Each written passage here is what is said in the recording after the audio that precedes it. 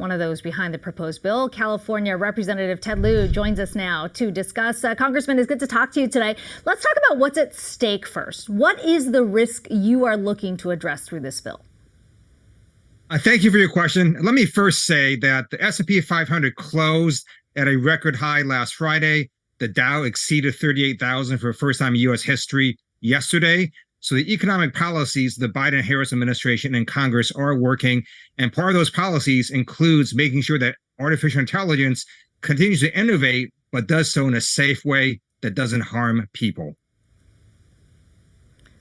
So to follow up, though, specifically, Congressman, when you talk about this bill, what is the risk you are looking to address? So what this bill does is it mandates that the standards set forth by the National Institute of Standards and Technology be applied to both the federal government as well as any companies that want to contract with the federal government. This is known as an AI risk management framework. It's already in existence in both the private sector and public sector.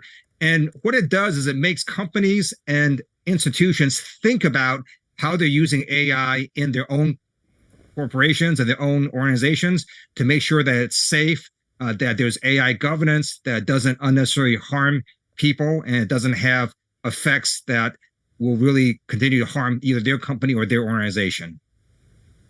And Congressman, as we look at the comparisons to some of the EU legislation, theirs is more done on an impact assessment. How is it different, the legislation that you're putting through? How are you assessing how you're categorizing these AI risks? So our bill is more process orientated. It makes these companies who want to contract the federal government, as well as the federal government itself, go through an entire process of thinking about AI, how they deploy it, how they test to see that it doesn't cause harm, how they go back and then try to fix it if in fact it is causing harm. So it is more process orientated. I also know that this bill is not only bipartisan, it's also bicameral, with Senators Moran and Warner having introduced it in the U.S. Senate as well.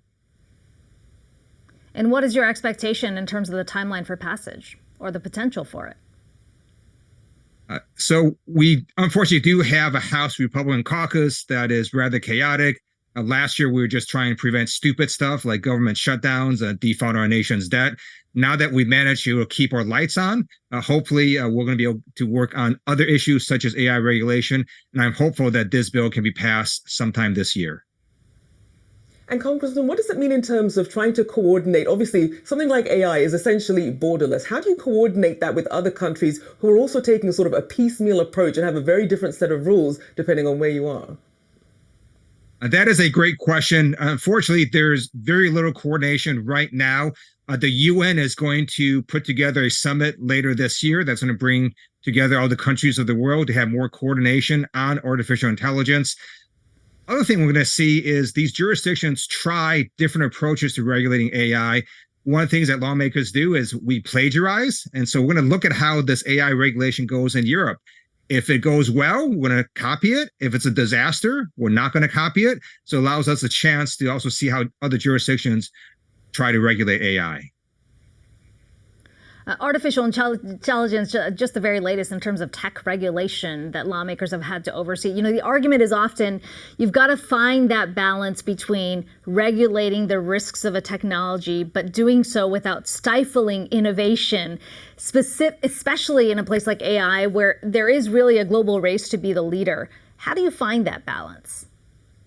So one way is to put in a process-oriented approach, making the federal government and companies think about the AI they're deploying and how they themselves make sure that the AI they're using doesn't harm people. Another, as mentioned earlier on your show, is to make sure that our existing legal structure can go after harms caused by AI, whether it's discrimination in hiring or in the giving out of loans.